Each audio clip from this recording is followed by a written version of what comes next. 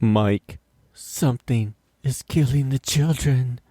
What can it be? I don't know. What could it be? I'm not sure, but I'm going to go out in the woods and find out. Oh, you're so brave. You're listening to And This Is Why I Love Comics. Andy and Mike!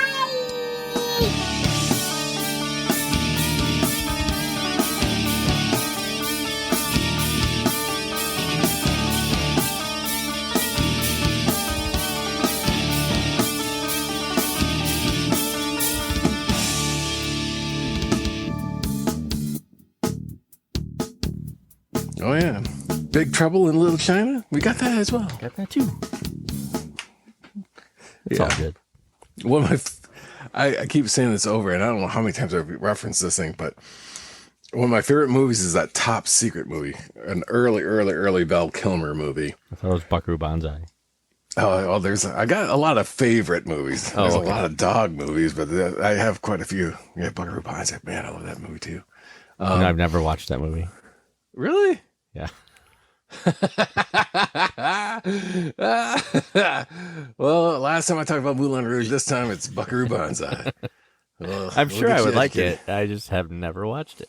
You know, it's as much as I love the movie, it is clearly a thing of its time as well. So there's some aspects of it where it's like, wow, this is low budget, and there's some aspects that kind of slogs. Getting back to got so easily distracted. Favorite movie, Top Secret.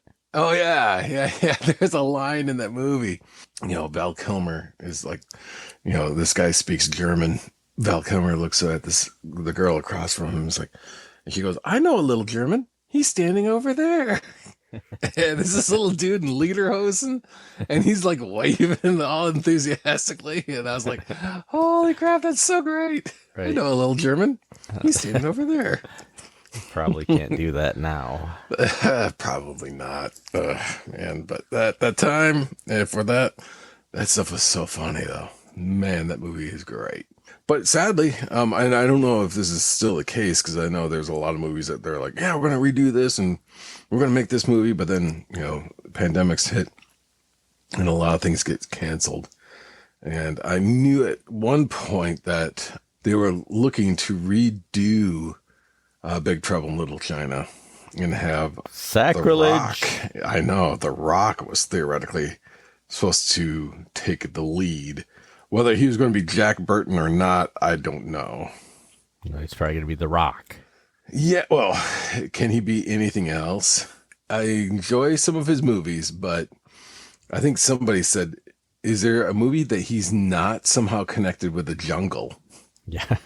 Is there, you know, from Jumanji to the last Hobbs and Dubs or whatever. Shaw, thank you. I can't remember. I've never watched those. Those I've never watched. Me neither. Fast and Furious. My kids love The Rock, and I don't mind The Rock either, but I don't want him to remake Big Trouble in Little China, the best movie ever. Yeah, and it's like, I can't imagine, like, if they said he's Jack Burton. Right. Because the whole point of Jack Burton was that he was not the hero. I mean, I have a top 10 movie list, and Big Trouble in Little China is in the top 10. It is, okay. Yeah, it's such a good movie, though. You know, it was so poorly received in the theaters. And I think, you know, to a lesser degree, you know, Buckaroo Banzai suffered the same fate. You know, where Big Trouble in Little China had better money, better production. You know, you had John Carpenter, of course, pairing up with Kurt Russell. And that's always a perfect pairing from Escape from New York and The Thing, Big Trouble in Little China, Egg Shen. I mean, all of them. Right. You can't get actors that are better than what you got. Oh, you know, You can't improve upon it. You could do a different adventure, maybe. It still wouldn't be the same, but, you know, you couldn't do that movie again. Yeah. And tying it back to the theme of the show, they did a series of Big Trouble in Little China comics, and they were, I believe, either co-written or written by John Carpenter. So it's like, it's canon, you know? Right. And I'm going to look it up on eBay now. Yeah. And one was Old Man Jack. Okay. So like, Old Man Logan or whatever. It was kind of a play off of that in the comic industry of like, what would this person be like in their old age? So it's like, if ever there was going to be a remake, put current Kurt Russell and like, what would Kurt Russell of today be? I mean, there was something about the arrogance and his youthfulness and so forth in that thing, but and several of his ridiculous lines of, it's all in the reflexes and I never drive faster than I can see. Yeah. It's every line he says is a great line. It's just, I could recite the entire movie and say, that's a great line. Yep. I think I would use that. Yeah. Have you paid your dues? You can look him square in the aisle. Yes, square in the eyes. The check is in the mail. It was 6 issues. Big Trouble in Little China. Ah. Oh, wait. That's a Big Trouble in Little China Escape from New York? I guess it's a crossover. Was it a crossover or was the book split in half? Maybe. I don't know. Oh, there was 18 variant covers. Who was doing the IDW or Boom? Or Boom. Yeah, Boom was heavy into the licensing too. So that's why I was like, oh, yeah. But, Dynamite looks at like the almost public domain level of characters, and Boom's like heavy into the, the bigger, slightly bigger licenses. Yeah, they're kind of like the Dark Horse was. Yeah. What got Dark Horse off the ground? There's a Big Trouble in Little China, Old Man Jack. That's the one, yep. And then Escape from New York. And then Big Trouble in Little China, there was 25 issues. Well, that's going to take me a little while to get, but I'm going to get them. Now that I know they exist. Old Man Jack. They come in trades too. Maybe I'll just get the trades. It was 12 issues. I forgot the first pairing of Kurt Russell and John Carpenter was an Elvis biopic. And then they did a unfortunate, in my opinion, maybe I'm missing something, but that Escape from LA. So they did a total of 5 movies together. Oh, okay. I have not seen Escape from New York in many, many years, and I don't remember Escape from LA, so I'm not sure I saw it. But Escape from New York was good for the time. Yeah, it was clearly like, pure escapist fiction type movie. Escape from LA was almost like trying to parody, what he was trying to say in the first movie. Yeah, Big Trouble in Little China and The Thing obviously are the top of them, and then Escape from New York. But I think modern, current day Kurt Russell could come back as Old Man Jack. He could, Maybe yeah. do that. I think he'd easily do that one. I mean, he is old. But he still holds up. He's still making movies and solid movies. Right. He's got quite the ego. Oh, look at that. Oh, brought it back to comics. You must love comics then. I've been practicing that one for a long time. Yeah, that lock and loaded, ready to go. Whenever we'll bring up Kurt Russell, I'm going to use the ego. Quick, write that one down. There's a few actors that can still pull off, competent roles.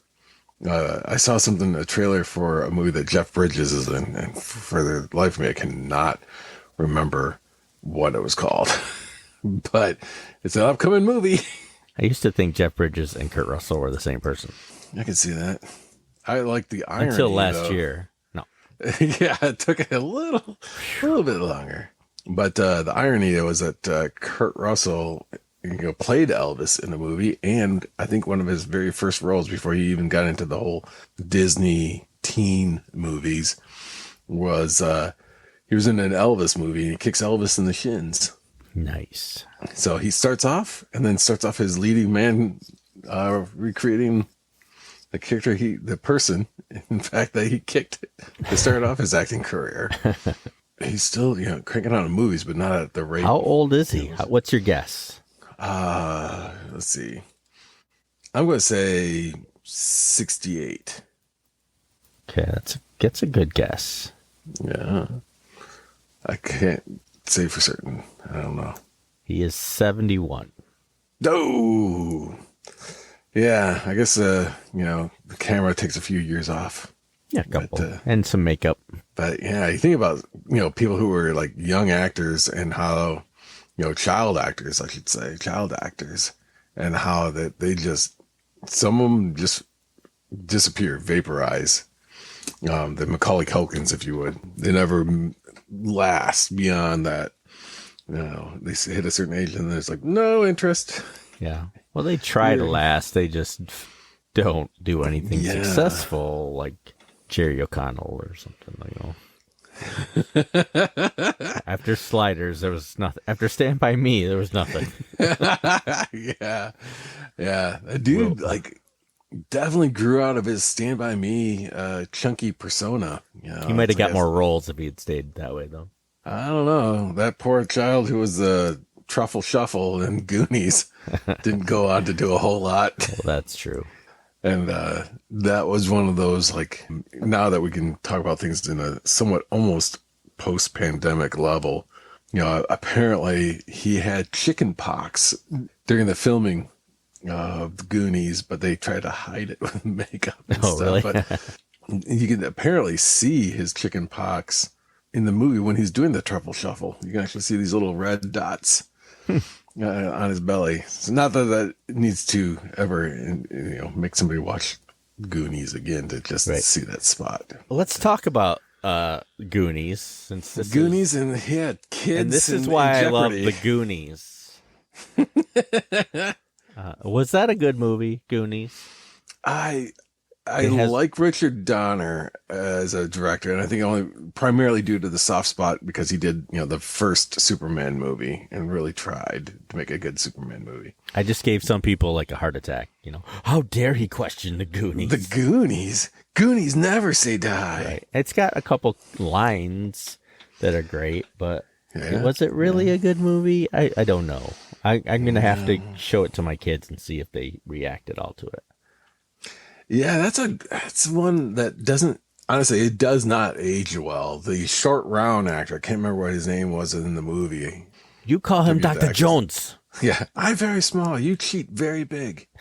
I'll talk about stereotypes. Right. But yeah, he's I still love that stereotype in that movie in Goonies as well. Yeah.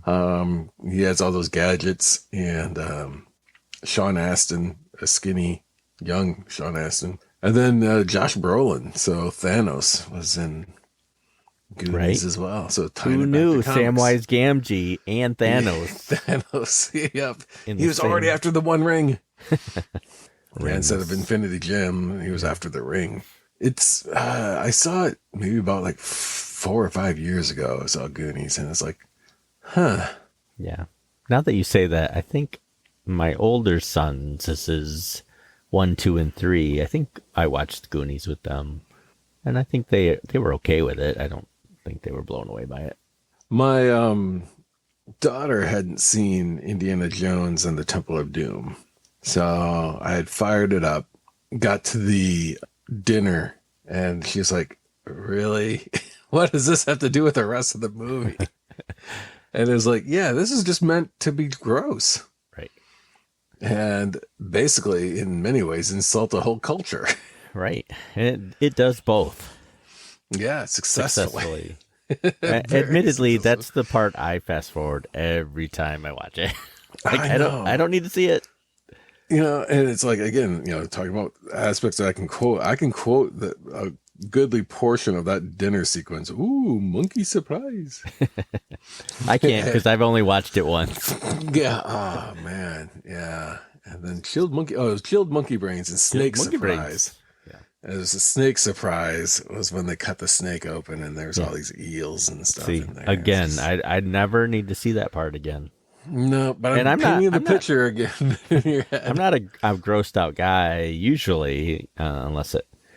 We'll get into my fears in a little bit, but I'm not usually one that gets grossed out. I know it's fake and whatever, but it's funny because I say that I'm not a grossed out guy, but I was just talking to my brother Tony the other day, and I brought up a movie when I was younger that my dad had taken him and I to, and we had to leave about 20 minutes in because I was grossed out by something in the movie, and I was trying to think of what movie this was. Yeah. And I knew a scene, so I looked it up, and there it was. But it was the Sword and Sorcery movie, and it was called Sword and Sorcery, Oh yeah, so yeah, yep, 1981 or something. And I was thinking like, oh, I must have been like in 78, 77. You know, I yeah, must have yeah, been really very young. Instead, I was like 11 or 12, and I'm thinking, wow, I was a wuss. But you know, the guy shot this. He had this 3-leveled sword thing or yes, 2 level, and he They're shot it ridiculous. out. And he would cut people's heads off and stuff. And apparently that did not set with me well. So after 20 minutes, we had to leave the movie because I could not stay and watch it. I was just so, sickened by it. Now, this is also me. I loved Aliens. I saw it twice in the theater and stuff like that. So Oh I'm wow. not sure why that one triggered something to my whatever 12-year-old person. But Yeah. I think it was too close to real. Anybody, because you know how easily accessible swords are that shoot blades out. yeah, And that, especially when you could clearly see the string upon which that blade is drifting ever so slowly across the screen. right. At no point was it realistically looking. No, But apparently it was no. to me at 12, Find folks that graduated from Mr. Science Theater and formed Riff Tracks Right. did that movie. Oh, they did. And oh my gosh, that is so great. And that's when I watched it. And when it's being riffed well, that movie is gold. I mean, that is a fantastic movie to watch now. I will have to watch that just to gain my sanity back from way back when. Yeah, I've conquered my fears at Right. last. I have broken that fear. Yeah. It's like, I've got a fear of spiders. Well, we'll just put you in a room full of spiders and you'll get over that fear. Or I have a fear of heights. Well, we'll just, put you on top of a skyscraper. Well, I've got a fear of sword and sorcerer Right. movies. Not even Okay, that. well, I just have a fear of a sword shooting swords. out. Oh man, those props were so weak. I mean, you could see them wobble as they were holding it. Like these were not sturdy. Like they were just handcrafted Tin moments foil. before filming. Oh man, it was. There are movies, and I will freely admit, there is a movie that I remember clearly traumatizing me as a child, realizing that it played up on one of my biggest fears of all, and that is one of claustrophobia. And the movie is Willy Wonka and the Chocolate Factory. And I still get a tinge. I mean, it's like one of those, like, it brings you all the way back to childhood instantly. Like, you remember the end of that Ratatouille movie, the Pixar movie, where, like, that guy eats that ratatouille and he's instantly transported to his childhood and he remembers that dish being served and so forth. And he's just, like, reliving it. If I watch the original Gene Wilder, Willy Wonka and the Chocolate Factory, and Augustus Gloop gets sucked up into that tube, and I know how a lot of special effects are done, and seen a lot of props and so forth, but I kept thinking like that kid somehow was in that tube, and then they just stopped him. That stuff was bubbling around him. And he's I'm like, even me explaining it, I'm still my chest is tightening as I'm trying to explain this thing of that kid was stuck in that tube. You probably And got he's paid just- $12, Yep. Yeah, he wanted the great things from there, like a chancellor of Germany or something like that. I don't know what happened to him either, but it was like, holy Still at crap. conventions. Yes, I was the child. I was Augustus. Yeah, but it was just like, oh man, the whole concept of being stuck and just watching that kid, like he couldn't move his arms, he couldn't wiggle them, and I'm just like, oh, yeah. I honestly, I recall vividly. It was like one of those ABC Sunday night movies, and they had that airing, and I remember watching it up to that point. He falls into that. That was the grossest looking chocolate water I've ever seen in my life. The It was diarrhea water. I know, it was like everything else looked okay, but that didn't. That Falls in. that And Gene then it's like- Wilder is great. He actually, I much preferred him over the Johnny Depp's adaptation of it. Because he was just, I mean, he's a great actor.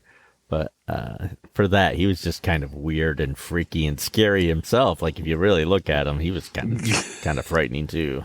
Yeah. Oh, yeah. Yeah, there's something unnerving about it. And then everything was like, the dire outcome. I was actually talking to this guy at work about that very thing. I've gone through a lot of Roald Dahl's books, and most of them have some sort of trauma instigated upon children. Yeah. And it's like Matilda, the abuse that goes on in that, Charlie and the Chocolate Factory, the poverty and the near, and all this near dismemberment aspect of what's going to happen to that kid. This kid got inflated. This kid gets, thrown down in this garbage chute. Violet, you're turning violet, Violet. Yeah. And then claustrophobic, stuck in oh man, it's just like they all have like terrifying events happening to kids. Right. Phantom Menace. It gets into everything. That's pod racing. Oh no, we're talking Star Wars again. Yep. Wizard.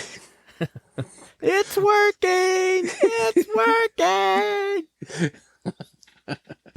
Why would he say wizard? Right. It's wizard, Annie. Jedis. It's there's Jedis, which are basically space wizards. Why would he just say, that's Jedi? You and your laser sword. That movie. You're listening to And This Is Why I Love Comics. Andy and Molly.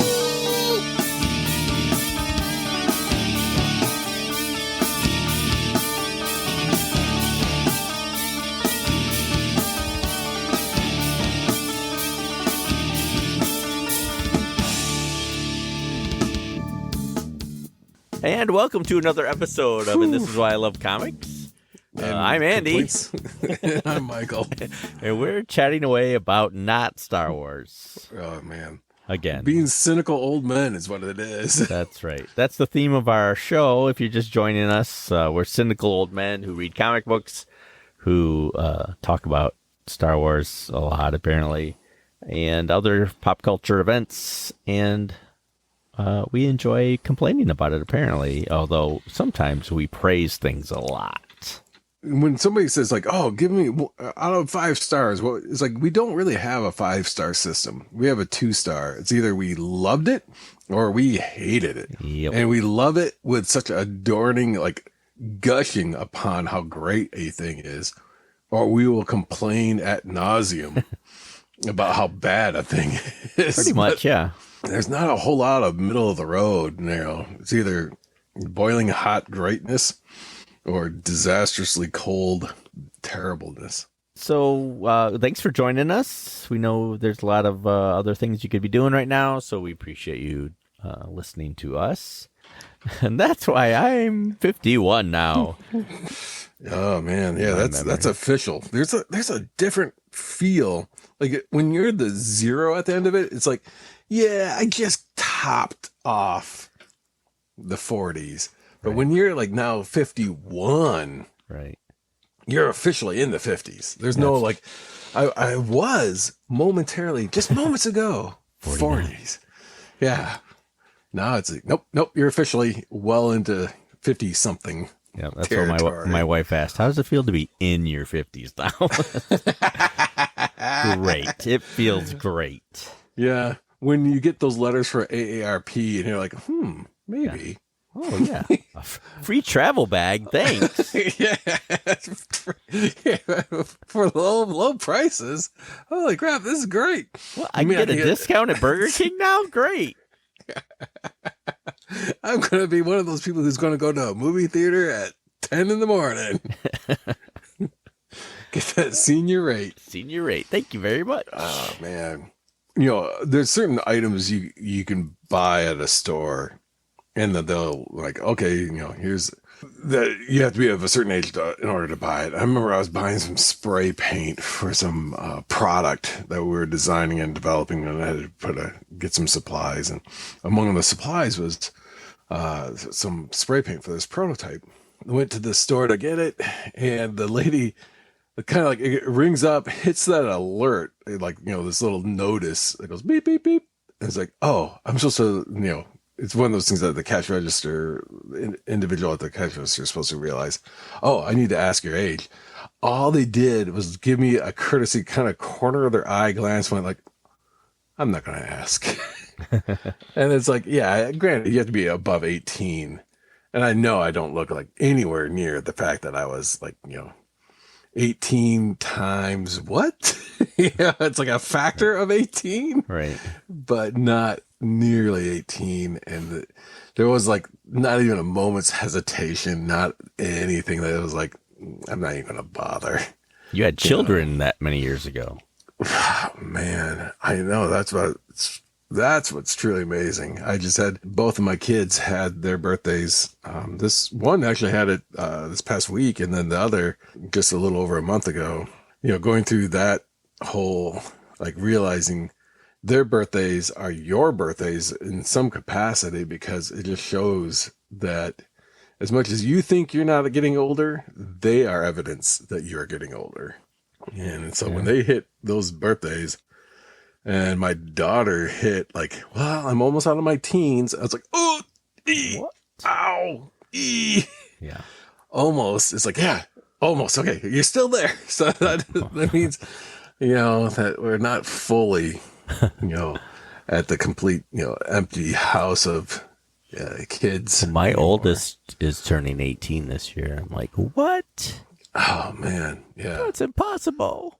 Yeah. It's not true. He never told you what it was like to have kids of 18. He told me enough. Oh man, again, we go right back to Star Wars. Everything, the 6 degrees of Star Wars. Yes, that's right. Everything comes back to Star Wars. What did we wind up reading this time? I don't know. I'm not sure. I haven't Hopefully read it yet. we read the same thing. I read Dr. Seuss's One Fish, Two Fish. Oh, What did you- I know that by heart, so I'm good to go. Yeah, okay. I got hung up on the deep symbolic meaning of some of the aspects on page 5. So I Right? couldn't Yeah, really- let's talk couldn't get about it, past and that. then we'll do green eggs and ham. Oh, mercy. That's a deeper read. That one had more than a 50-word count. That has a lot of layers to it. So many. So let's talk about what we're reading. Yeah. I think we're dodging everything but. I was like, distraction over here. Look, shiny object over here. Speaking of Boom, we're reading a Yeah. book that Boom is making. Yep. Very true. Boom Studios. It's a monthly book. Originally, it was just 5 issues, but they got so popular, they went, yeah, we'll keep going. Yeah, and not to give away too much, I'm kind of surprised that they were going to end it at 5, because it's They probably made that decision before doing the 5th issue, I would Yeah. hope, because it doesn't end on the 5th. no. Or even the 6th, because I've read about 8 of these issues. Yeah. The assignment at hand is to read the first 5. Right. And it proved difficult to hit the brakes at 5. We're about to find out that something is killing the children. No! Actually, this might be the newest thing we've read. It's 2019. It is written by James Tinian the Fourth, I think. Tinian. I'm going to say Tinian. The artist is Werther del Edera, and Giovanna Nero did the covers. Colorist was Miguel Mierto, and Eric Harburn and Gwen Waller were the editors. So, Mike, Sir. what'd you think of it? You read the first 5 issues, right? Yeah. Did you know that something is killing the children? I kind of got a sense of that. Yeah. Um, Overall, no, what'd you think? Overall, it hinted at already. it was a quick read, a great read, and one that you wanted to learn a little bit more as it kept just dangling a carrot of, I'm going to reveal something else. I'm going to reveal one more thing, and you want to know exactly what's going on and how, and who are these other aspects. So it's a great premise, great setup, and I enjoyed it. It was a surprise because I had loosely heard about this, but I had not, had any interest to pick up these books outside of you mentioning like, hey, we should read this. Okay, I will give it a go. Yeah. And dove in on it, and it's like, man, this is fantastic. Yeah, I agree. I like the premise. It's kind of a Buffy meets Stranger Things kind of influence. Certainly Buffy. And it was really good. The art I enjoyed. I wasn't sure I would, but it certainly told a good story, and the coloring was great. I liked everything about this story. Like you said, it was a quick read. A lot of it was less wordy, more visually, which I'm okay with.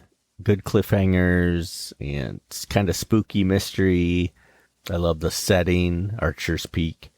Kind of, sets it in its own little world. And yeah, and that's our review of very short podcast today. Thanks for listening. No. Yeah, this is definitely in, like we said, the 2-star review. It's either good or bad. Thumbs up, thumbs down. This is definitely the thumbs up category. Yeah. But I don't know what it is about the Midwest and creepiness. And I think it has to, you had mentioned Stranger Things, and that's what came to mind as well. And that takes place, if I recall, like in Indiana. Yeah. And then this is Wisconsin. And, it's just kind of like something about it where, Midwest, is it just because of that? Either one, it's not the big city. And you think everything's, peaceful suburbs comprise the Midwest, that things like this just don't happen. Yeah, like white picket fences, traditional nuclear family. Yeah, and then all this stuff happens. So it kind of contrasts that to such a degree.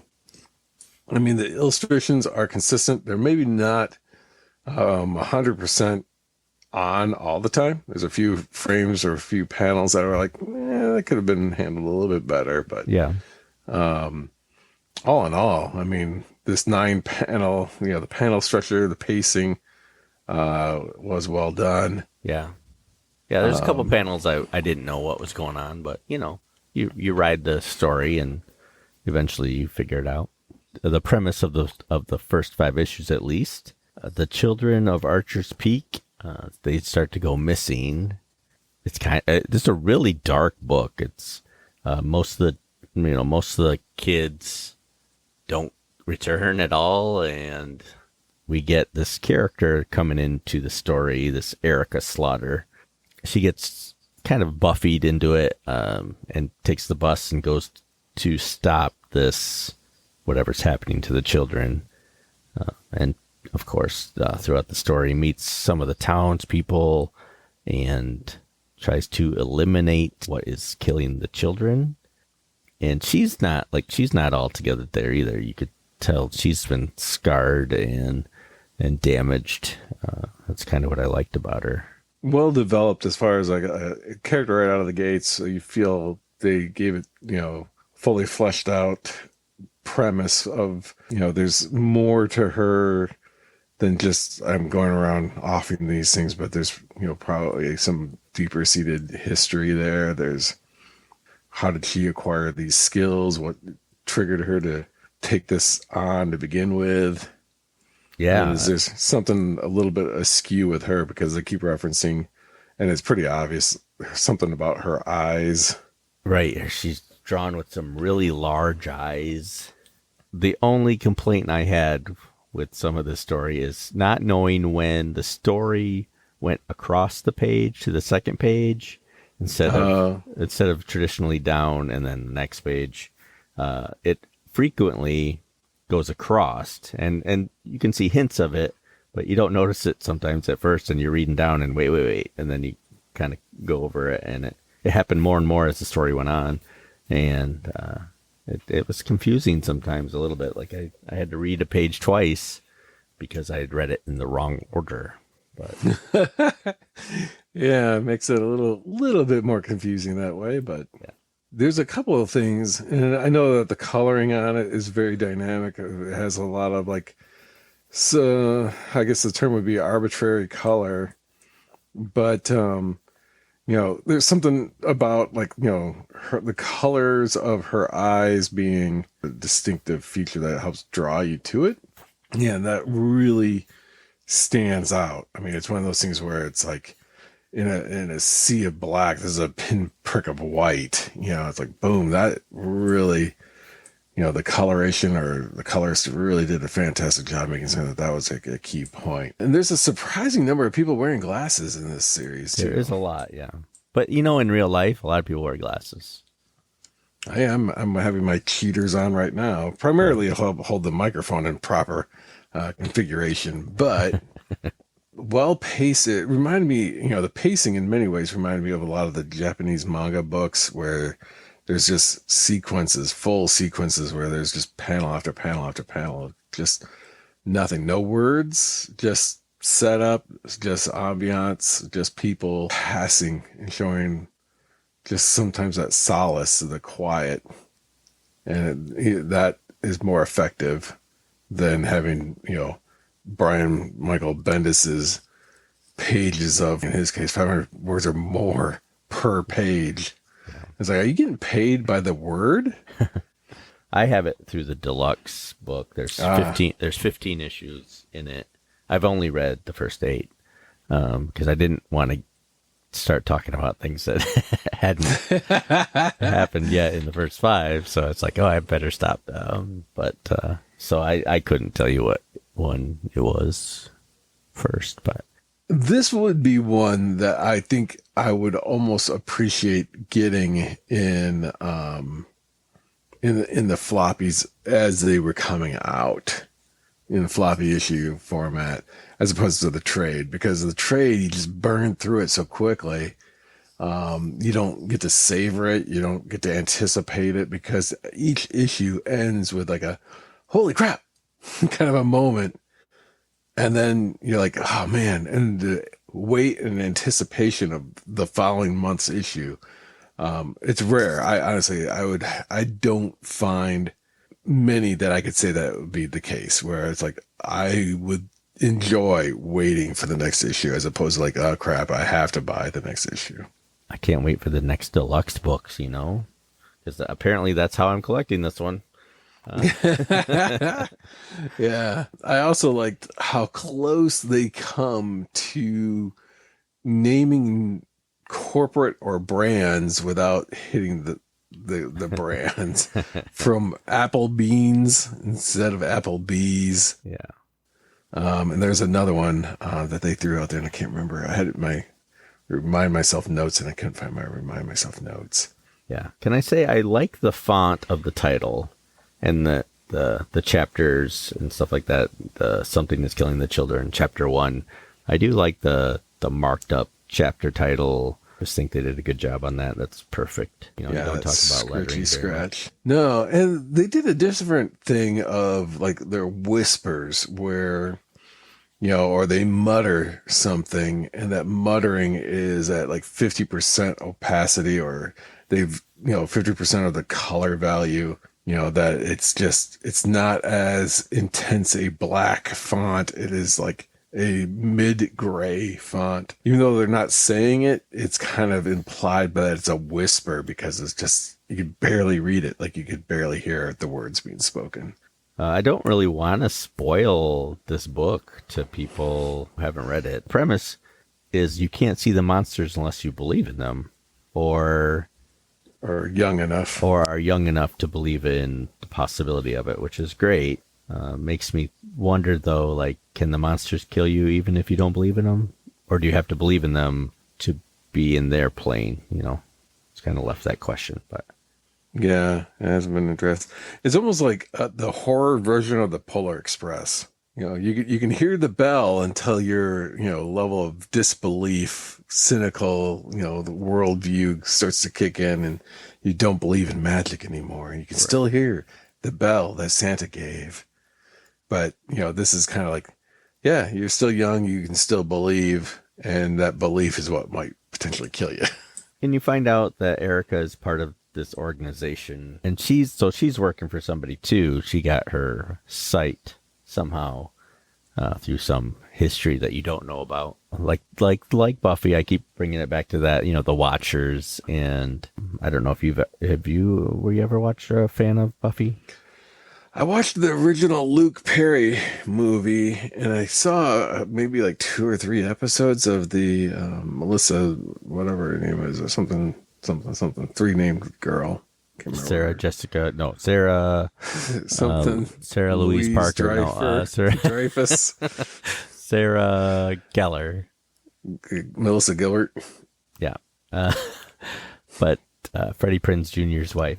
But I was a big fan. I watched all the episodes. I mean, I'd say big fan, but not as big as many people. But I watched all those, and I watched Angel too, and enjoyed them. I think I preferred Angel more eventually. But Actually, yeah, I did watch The Angel, and I don't know if it was the fact that where I was at the time, I think there was a WB show, and not every region got the WB, or you had to have cable to get WB or something like that. And I didn't have access to either, so I didn't watch it. But for some reason, I don't know if Angel went into syndication quicker, and it kind of got a little redundant. But yeah, it did. I mostly watched it for Charisma Carpenter, but it is.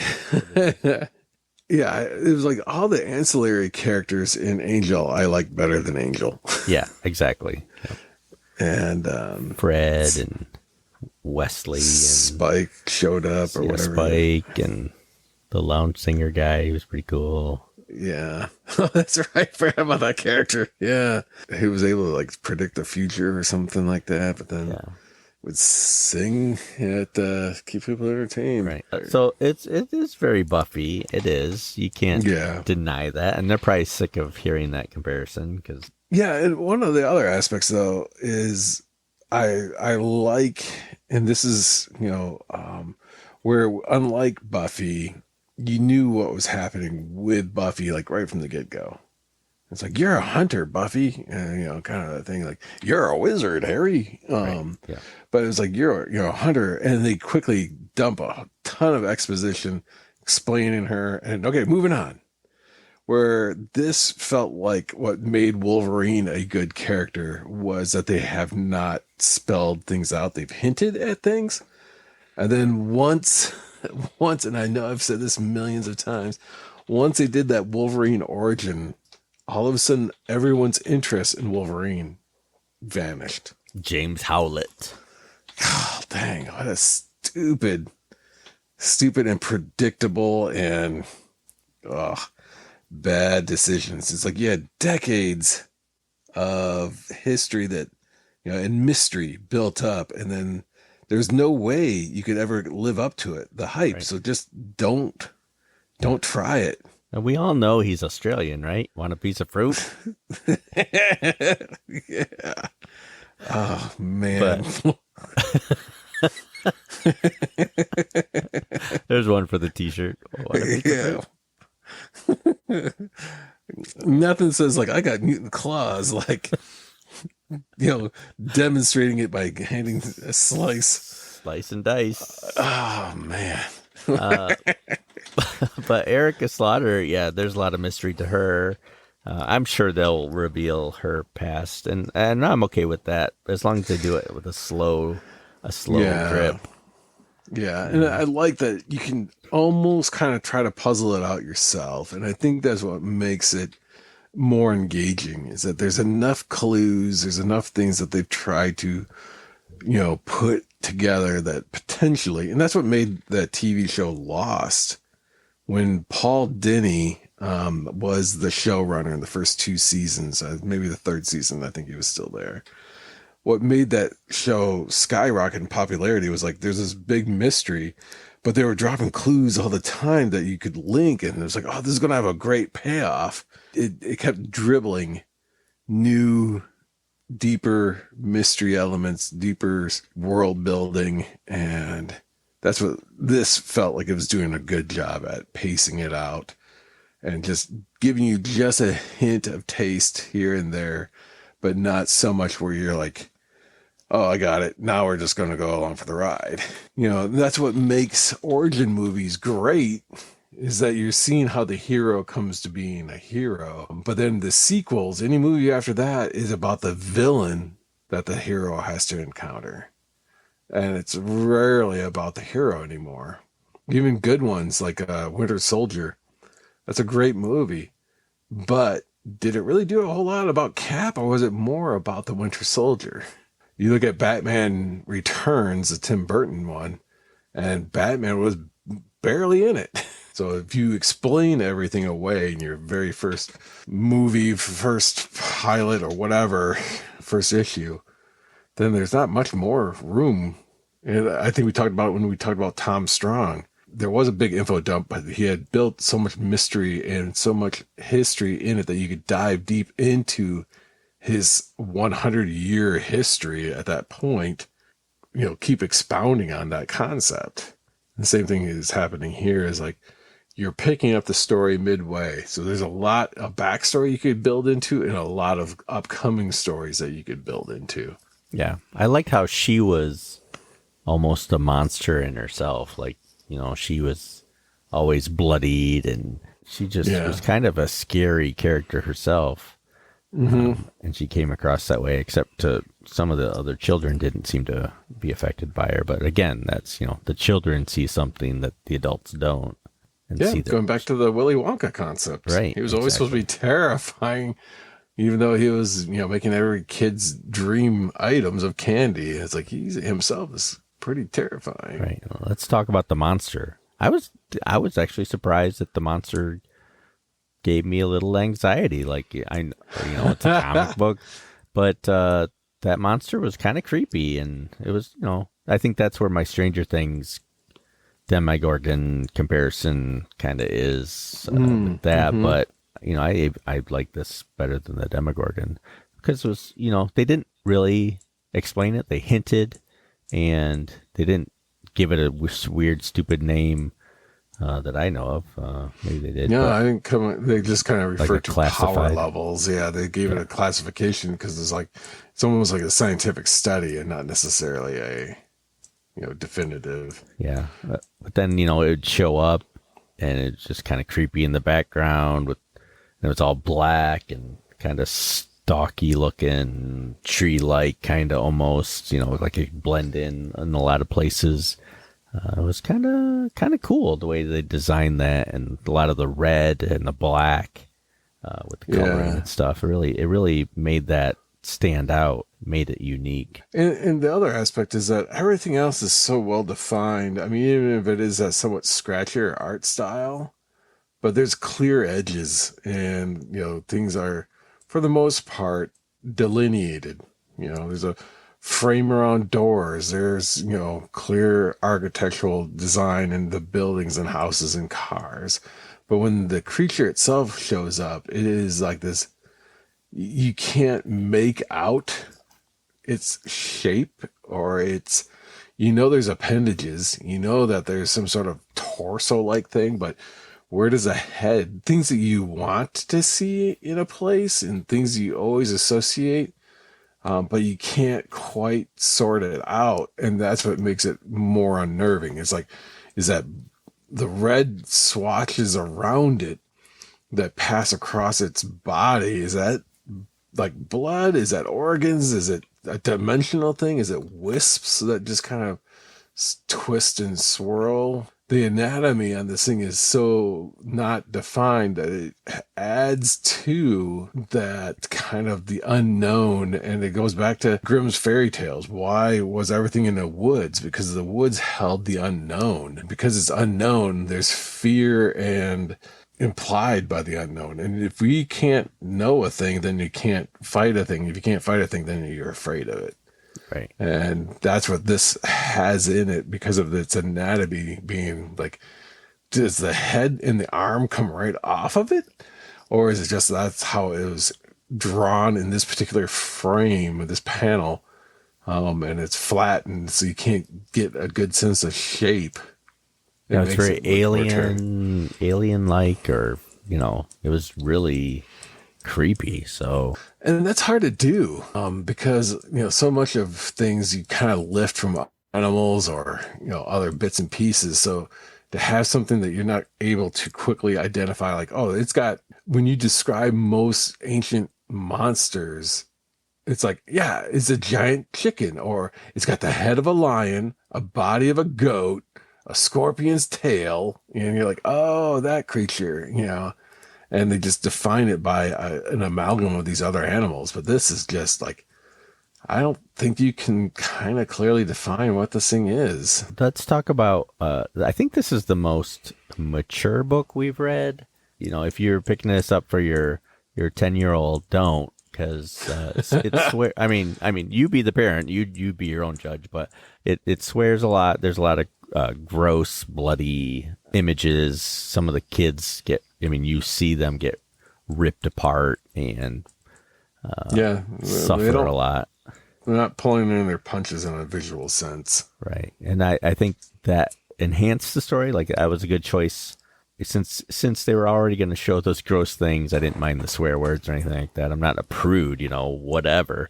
But, I didn't mind it. Usually when I do mind swear words and stuff, it's usually like traditional superhero stuff, or like DC, for some reason, when they do their cartoons, which are great, they usually throw in an F word, one or two F words, which I don't ever think is necessary for those superhero type things. I mean, I guess they know their audience and they're all old farts like us, but even if I want to show my kids something, I'm going to just have to go, oh, well, and they're going to swear in it, and that was more concerned when they were younger, my older ones, but it's still, I've never deemed it necessary. And that's when you're probably calling me a crotchety old man who should get with the times. But I'm saying for this story, I didn't care that they were swearing or anything like that. I'm not going to show my 4-year-old, but yeah. Well, there's a difference between knowing your target audience. When you think of Superman and related Super Friends type characters, and not to say that Super Friends, because obviously that clearly dates it, and it's like, yeah, that was a product of the 70s. Yeah, everybody knows the sun has creatures, and they send them out towards us. Yeah, 3-headed creatures at that. Oh, man, they're raising the temperature. We made an arrangement with the Legion of Doom. Right. And then where were they the next episode? Why did they attack again? Come on. I know. It worked once. Why not keep going until it succeeds? It's a dying audience. We're not getting any younger, and you're not drawing in more new audience. So why not keep it in all ages? If grandma goes, oh, I know little Timmy loves these Supermans, and, goes ahead and buys any of the, let's say, Suicide Squad cartoons. Yeah. And, here's Timmy, 5 years old, getting one of those. It's like, oh, yeah, you weren't anticipating that in it. And well, even like the Justice League one, where the origin of the Justice League, that was a great cartoon. It showed, the new revised origin with Cyborg and stuff like that. But then they had to have Hal Jordan say the F word. It's like, why? Now I have to preface it for my kids. Maybe you don't, but I do. And it's just, it didn't need it. No, and the claim that it's like, well, for the sake of realism, and kids are aware of these words. It's like, yeah, they are, but there's also a level in which this is still kind of escapism. And these are people wearing spandex, Right. and brightly and garishly colored costumes. Right. So there's no reason that you have to go like, oh, but we want it to be real. And it's like, no, it doesn't. And that's where like the irony of it being like, Deadpool was supposed to, and that's what theoretically made that character more popular, was look how edgy he is, because he can be he breaks the fourth wall, which helps him know that he's in a comic book, and as such, he can kind of get away with more. And it's like he doesn't have to because he understands he is a comic character and not a real character. And it's like, oh, isn't that meta? In this case, in this particular book, they are kind of talking about more mature subject matter. So having that language doesn't seem so jarring as it would, to have in a what we would associate as classic superhero fare. Right. I mean, as long as they're not shooting swords out and cutting heads off. Or kids getting stuck in vacuum tubes. Right. Then it's okay. Let's talk about monsters and stuff. I all along in my lifetime with my children, they've asked me, because I'm not afraid of spiders or snakes or anything like that, but they've always wondered what I was afraid of, and my answer is always sharks. And I'm not sure I'm ever really afraid of sharks because they fascinate me, and I love watching Shark Week and stuff like that. So my fear would be in real life being in the water, kind of floating helpless, and sharks. I mean, that's a true fear, I think. but the fact that I've never met a shark, I mean, I've been, through the glass of an aquarium and stuff, sure. But so what's yours? I don't know, because I would say fish of any sort freak me out. And it has nothing to do with the fish. It goes back to more of the unknown. Like if I can swim in a pool and I'm good because I can see everything that's in that body of water. But when you go into a river and you swim, you go into a pond, a lake, an ocean, and you're swimming, you have no idea what else is in there swimming with you. That is the unnerving aspect. That's funny because we both come from Michigan, and there's the lots Great of Lakes lakes states. around. And I have that same fear. I don't like swimming in lakes. I'll swim in a pool all the time. Oh yeah, swim in a lake, and not so much. Yeah. I have been, I wouldn't say attacked, but I've had nothing but bad luck in bodies of water where fish are at. So there's been moments where I fell into a catfish hole. So I've been catfished before there was such a thing as catfish. But I fell into this, like I was above water and I was in poop. I just sank deep. I was just kind of like wading out, and all of a sudden I just bottomed out. And it's one of those things where it's like, oh, hey, I'm just walking, and then just vanished. Cooper fish. Yeah, and I got my legs sliced open by the fins of something swimming through the water. It's probably a shark. I doubt it, but yeah. I don't know if you've ever been to one of these, but I felt it was like, oh, this is kind of a cool idea. Why not? And since I could see things, I thought that would make it a little easier. But it was a Japanese spa that you stuck your feet into with these doctor fish. I don't know if you're familiar with doctor fish. No thanks. Yeah. Already I'm a big no. Thanks for that. So the premise of these things is that they call them doctor fish because they eat dead skin cells. Well, that'd be like relaxing, wouldn't it? Oh yeah, why not? And you don't really feel this like sensation of them kind of like, and that's why they say just put your feet in, because it's like it's therapeutic for your feet. It's not like you have these things attacking your fingers or anything. As it come out a bloody stump. Yeah, let's say I can only count to 6. But I wound up, I stuck my feet in there, and you would have thought it was like, Golden Corral after a church service. It was like hundreds of these fish come swarming in. Just boom, here you go. Fresh meat. Holy crap. And I'm like going like, I wash my feet regularly. I do the not quite loofah, of like, where I'm down in there like going, oh, I got to work on my bunions and my, corns or whatever the feet ailments are in the world. But that's coming up. Yeah. When you get a certain age, these are things you have to think about. Yeah. I mean, it was like they were leaving other people in order to like come to the smorgasbord that were my feet. And that was freaking me out. how many of these things were just all of a sudden like this churning the water enough with these fish.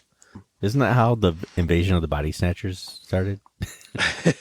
Yeah. Yeah. You could almost like, if you could listen quietly to the little air bubbles as they popped at the surface, it's like, this one is sweet to our taste. We have acquired the taste of human blood. Someone pass me the salt. No kidding. Holy crap. It was ridiculous. Yeah. So as far as monsters go, it's not necessarily the monster itself. It's not the fish themselves or anything.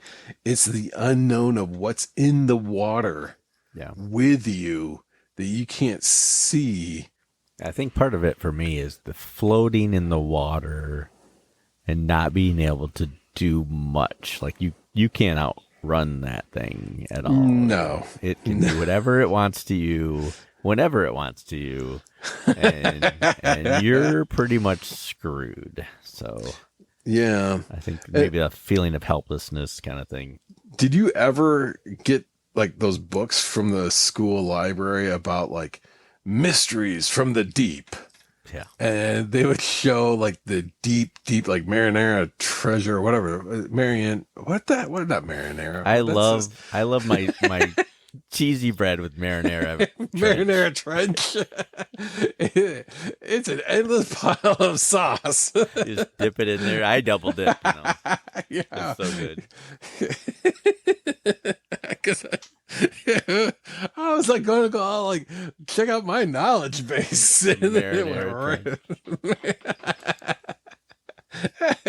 It's miles deep in tomato paste.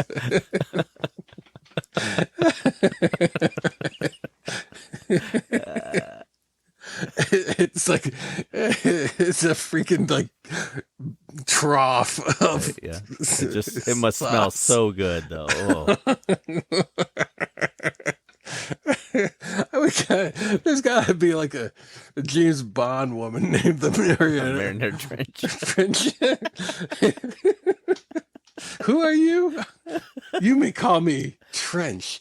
Marinara Trench. Saucy. Oh, you're my little tomato. Oh, crap. That's terrible. Dang it. So much for my... I got college learning in. Right. I know geometry or geography. I remember that Jacques Cousteau episode of the Marinara Trench. Here we are in the Calypso. Look out below. We're going to go deep in with our spaghetti noodles. We are very close to the Marinara Trench. We never know what kind of tentacle creature will come out. Be cautious. Oh, crap. Thank you, PBS, and all you've taught me. Jeez Louise. Holy crow, that's bad. Yeah. Well, and that's what I learned from comic books is apparently not a lot about geography. No. But I just remember those books and how terrifying some of those like angler fish and the weird monstrosities that live at the bottom of the ocean. And you're just like, oh, what the heck? And why do these things exist? Yeah, I remember watching movies in 6th grade science class, and every time they did an underwater scene, I'd hold my breath and see if I could survive until the camera went up onto the boat again or something. It was kind of a silly game. Oh, I did that all the time, and I still on occasion will do it. I did it for the Alien movie that had Ron Perlman. It must have been the 4th one. Yeah, it was. There's a whole sequence of them swimming under, and all I'm doing is I'm comfortably reclining on my couch, and all I have to do is just hold my breath. These people are exerting energy and fighting aliens and shooting guns all underwater and having to navigate in what really should be pitch blackness. They seem to be like David Blaine levels of ability of being 12 minutes later. It's like, if the Guinness World Record. The other one was Deep Blue Sea. Did you try that one yet? Yeah, with the sharks. Yeah, again, going back to the sharks. Maybe but- that's where my fear came from. Yeah. LL Cool J, please make it. Oh, look at Samuel L. Jackson. Him. Yeah. He's always great in a movie. He's going to survive. In the end of the My movie. dad had to take me out of that movie too. I was like 30. Yeah. Oh, Dad, I think Fox and the Hound is playing in the next theater. You want to go see that? No, but there was that scene at the end, because they're like, we can't get through all these flights of stairs because it's all underwater. The only way we can do it is eject ourselves out the side of the underground research facility and then swim to the surface. But they had to exhale as they were going. This is under their Hollywood science. As long as you exhale as you're going up, you won't get the bends. That one I tried as well. So I held my breath as they exited, and then as they were going up, I was slowly trying to release. And you got the bends, didn't you? Oh, well, I woke up the next day. I had passed out. Right, yeah. Broke out in a sweat of marinara sauce. I love the English language. Things that are so close. It's like, might as well be the same thing. That's a spicy meatball.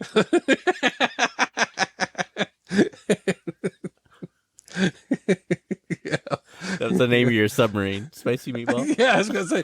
Yeah, I just put my sub sandwich. It was floating in the marinara trench.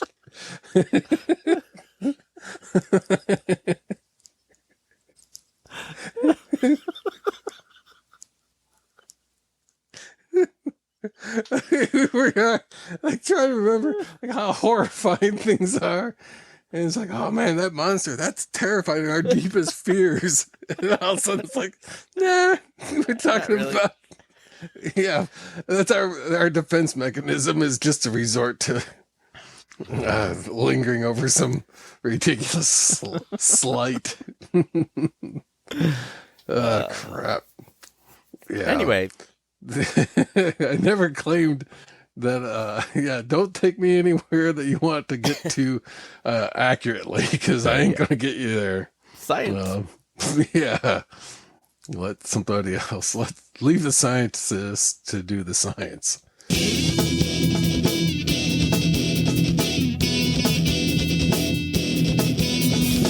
I like Erica as a character when she had the chainsaw. Like, I mean, you've seen the chainsaw. It's more of a typical monster weapon. You know, that wasn't anything out of the ordinary, but it was kind of neat that she, there was no mystical sword, or, she had human weapons, man-made weapons to fight these creatures. There wasn't anything beyond what current technology could do. And I kind of like doubly that. enchanted. It's a +4 mithril blade. Mithril? Yeah, it's like, no, it's just went to the hardware shop and got this. Even that one kid who's like super excited running with these scissors in the hardware store. Right, yeah. And it's like, like an Evil Dead kind of. Yeah, very much Ash, like shop smart. Yeah.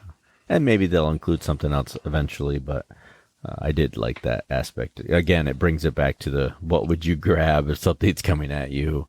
Well, I'm going to, in a zombie invasion, I'm going to the local hardware store. I'm going to bulk up on things like hammers and make a spear, and that actually was kind of a fun Mythbusters. I mean, Mythbusters, for more often than not, was a great show.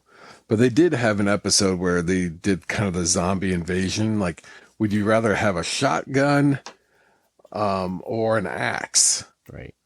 And basically, like, they had a bunch of reenactors, kind of not reenacting as Give if me like, the oh, axe. yeah, and it was the person who had the more traditional single purposed weapon proved more effective than the one that had the wider range and greater power, so to speak.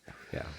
But it kind of took some liberties, as most of it does, where it's like it only took one hit from the axe and the person was down. Right, They yeah. tap him with the axe and you're down, you're down, you're down, you're down. Whereas like the shotgun was like pow, pow, they were hit with paintball or something like that. Right. Yeah. And then you had to reload and then Yeah. do it all The over axe again. could get stuck, and all that stuff. Yeah. So there's Scenario. other things. And then, you might hit, but not hit the, vital weak spot. Brain. Yeah. There's something fun about this kind of like tale that just keeps expanding in this book. They introduce a new character, but it's like a character that's intentional to be there and not just somebody that they just kind of threw in to, have as background, that there's like, okay, this character may or come back for something else. There might be a bigger story going on, or they're setting something else up. Because like even the kind of quote unquote bully brother of one of the abducted kids, the dad is an interesting character that you're introduced to, just kind of like, lives in the trailer down by the river. Right. Yeah. And it's just like, what a interesting change from the mother that you saw him with earlier in the book.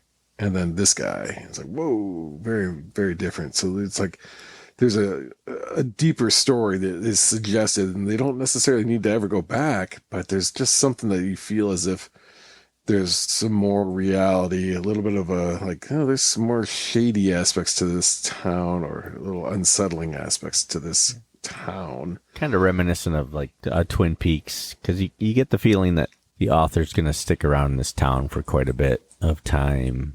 She's not going to go fight a monster somewhere else yet.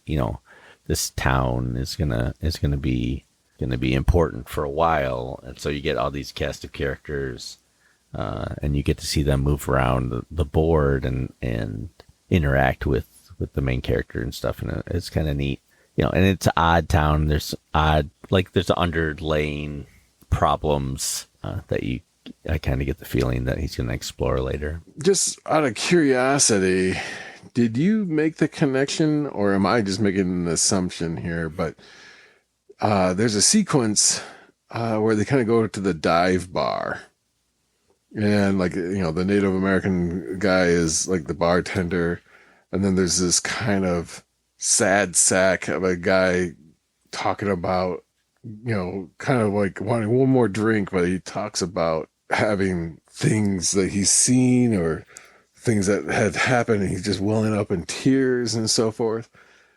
And that's the same dude that's in the hardware shop selling the future weapons to Erica. I did not catch that. So it's like, again, goes back, and the key component that made it like, that's the same guy, is he shows that there's a moment of the teeth. That's what sealed it for me. And I was like but I just wanted to check to see if you thought that was the case, because there's a sequence early on, like when you're first seeing that character In the House Depot. Yeah, but at the bar, he's kind of got the yellow and black plaid coat on, or shirt on, flannel, and it's his teeth. He's got these big two front pronounced teeth, but then when you see him in the House Depot, not to be confused with another similarly named hardware, there's a sequence where you can see those same kind of big it is the teeth. same guy, definitely. So it's kind of nice to see that, this world, they talk about like, don't you have work tomorrow? And don't you have to, then all of a sudden you see them at work. Right. But, it's just like this could have been a throwaway character. He does have some words and some dialogue. It's more of like you're transitioning from this establishing shot. You're starting to zoom in to this dive bar. You're picking up a conversation halfway with these two characters, a bartender and a patron. But then in the background, it starts to angle a little bit, and you're starting to see these three people in a booth off to the side, and then that becomes the main thing, and then you kind of forget about that patron of this bar and the bartender completely. But then that patron shows up later on, and it's like, is there going to be more with this guy? Is there something else that's happening that we're not aware of quite yet? But it's nice to kind of get that flavoring of extras that there's probably going to be something happening, and if you kind of keep your eye open, something, you start to connect some dots. That's well thought out. Yeah that was always a thing that kind of, I can't say or blame that it's like, watching Murder, She Wrote, Angela Lansbury. That was one hot number. Ooh. Yeah, that's why I watched that show, not Charisma Carpenter. But it's like any character that was introduced was going to be either a suspect that would be wrongly accused, or the murderer, right, or the victim, yeah. So it's like, it was not a matter of trying to solve the mystery. It was like, okay, the guest star will be that'll be the person who's wrongly accused. And then this is going to be the guy, he's the jerk, so he's going to get murdered. And then this is the guy who actually did it, this person over here. Yeah. And it was just a matter of like, because every character that was ever in any of those shows, you knew they were there because they were there to either lay red herring or to be the targets or the murderer. None of the characters were ever there to just be kind of a, background, just to be there. What I was surprised with reading this was when they showed a wall with the missing children, and there was like 30 of, like, this wasn't 5 missing or 10, like there was page after page of posted missing kids. Because that whole community board was just nothing but photos and the word missing.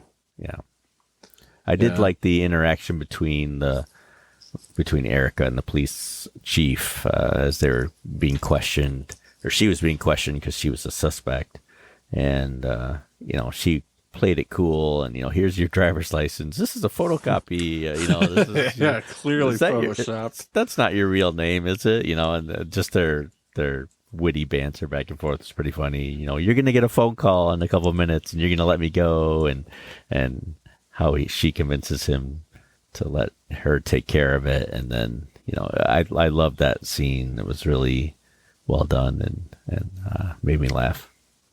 Yeah, it had a natural interchange and didn't seem like a George Lucas conversation.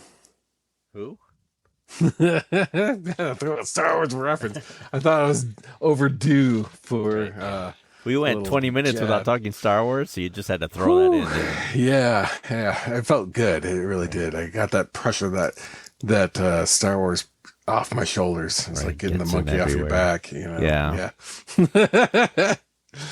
But it was well done. It had just enough humor, enough where you felt like, this is a character that's kind of plays by her own rules and doesn't feel so pressed by structures that are in place and tries to go along with whatever game is out there. It's like, nope, I'm going to take charge of this. And so I know, I'm excited to read more.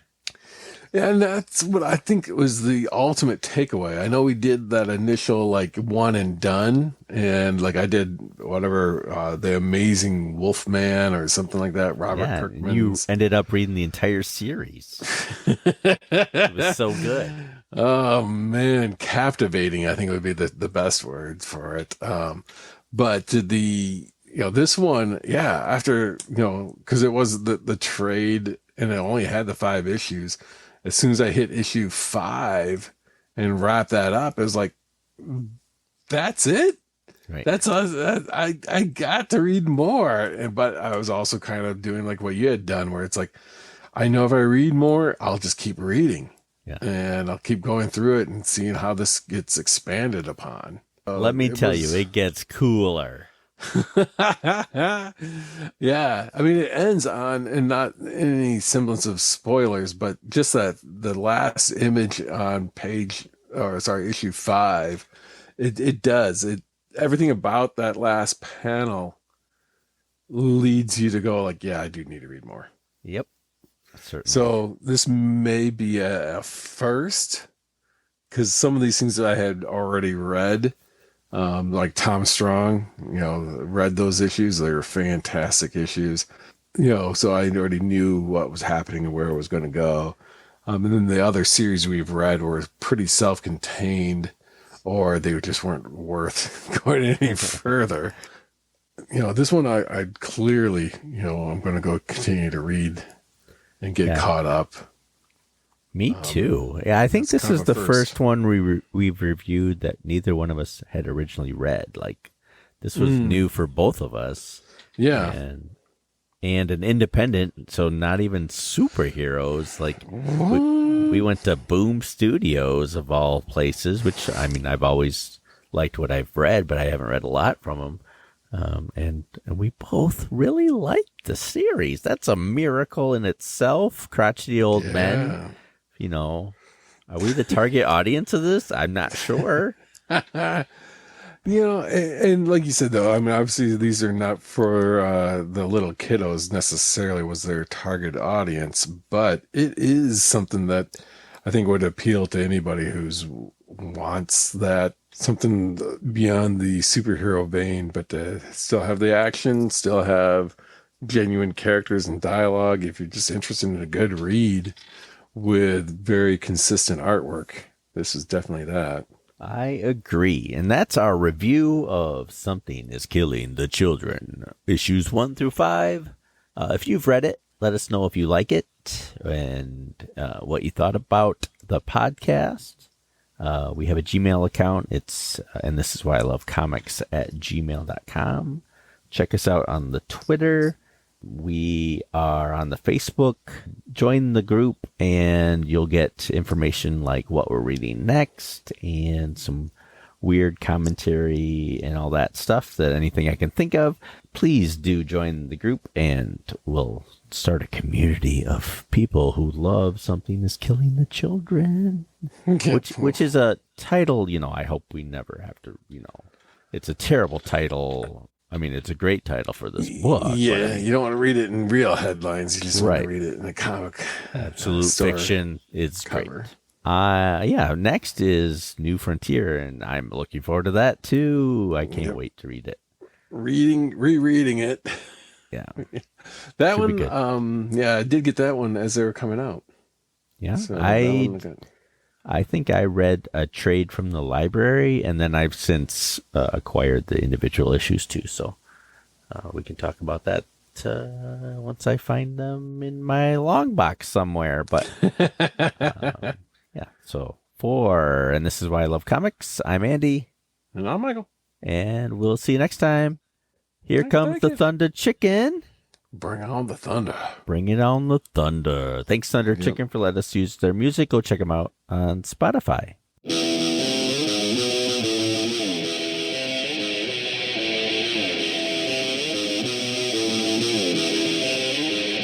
Go away!